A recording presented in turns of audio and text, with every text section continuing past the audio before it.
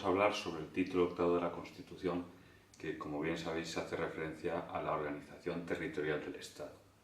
Ya hemos hablado en otras clases qué es el Estado.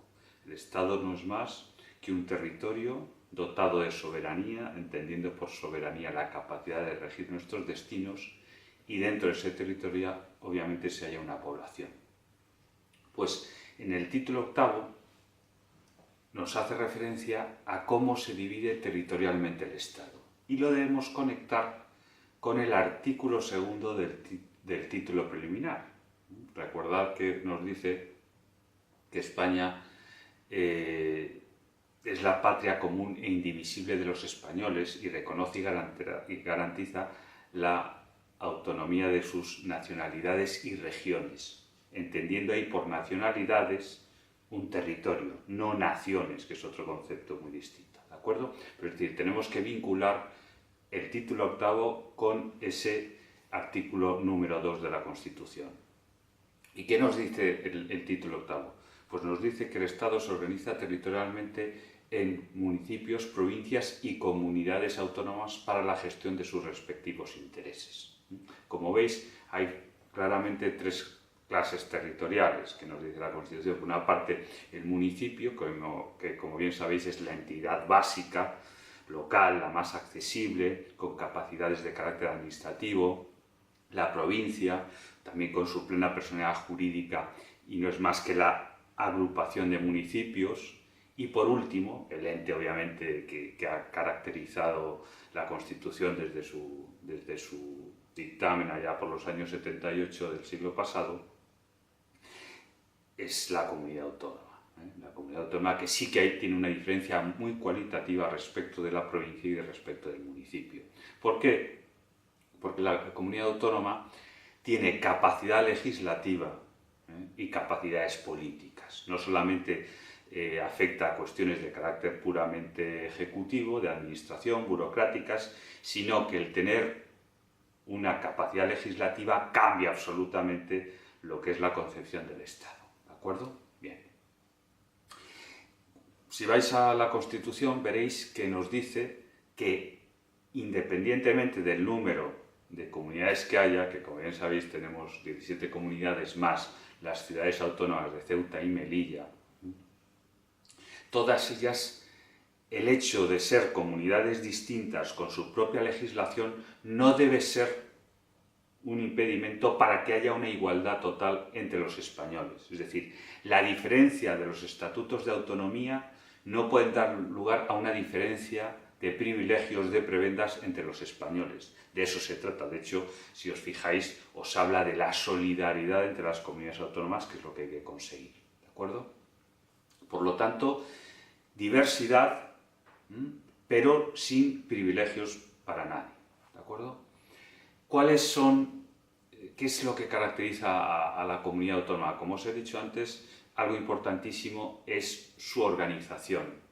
Igual que hablábamos en el Estado, España, que tiene los distintos poderes del Estado, el órgano bicameral del Congreso y el Senado, el poder legislativo, el gobierno como poder ejecutivo y los jueces y magistrados como la organización judicial, como el poder judicial, esa división podemos llevarla hasta cierto punto a la comunidad autónoma. ¿Por qué?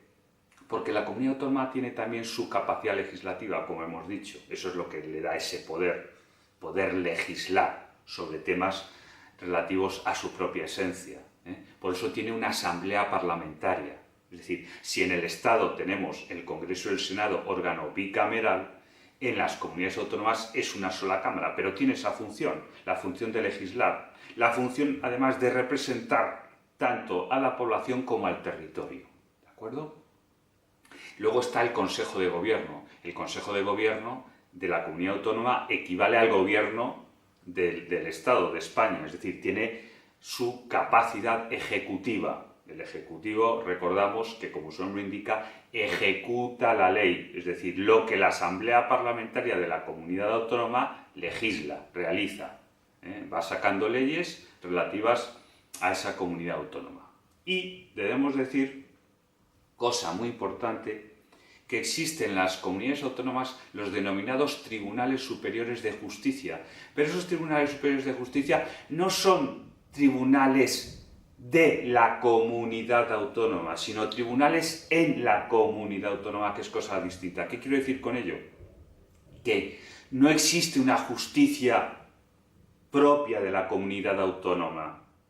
¿Os acordáis lo que decíamos en el título sexto del Poder Judicial? Hay una sola jurisdicción en España. Otra cosa distinta es que se residencien en las distintas comunidades autónomas distintos tribunales, pero siempre por encima del Tribunal Supremo, que hace referencia a toda España, y el Tribunal Constitucional. Por lo tanto, no confundamos en esa cuestión. Es decir, no existe un poder judicial propio de la comunidad autónoma. Los tribunales superiores de justicia son tribunales radicados en la comunidad autónoma. ¿De acuerdo? Por lo tanto, tiene un poder legislativo, tiene un poder ejecutivo, pero no tiene un poder judicial la comunidad autónoma en España. ¿De acuerdo? Eso lo tenéis que tener muy claro, es muy importante. Ello no significa, por supuesto, que no tengan poder, tienen un gran poder. De hecho, la capacidad de autogobierno de las comunidades autónomas en España es absolutamente extraordinaria, supera en mucho a los estados, por ejemplo, alemanes, con eso os lo digo todo.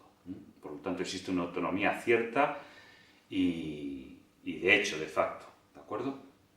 En la Constitución hay dos artículos también interesantísimos, el artículo 148 y el artículo 149, que hace referencia a las competencias que tiene el Estado, por una parte en el 149, y las competencias que tiene asumidas cada comunidad autónoma, las distintas comunidades autónomas. Es decir, es como una gran empresa. En una gran empresa, obviamente, en virtud del puesto que ocupas, tienes unas competencias, tienes unas capacidades que no debemos superar.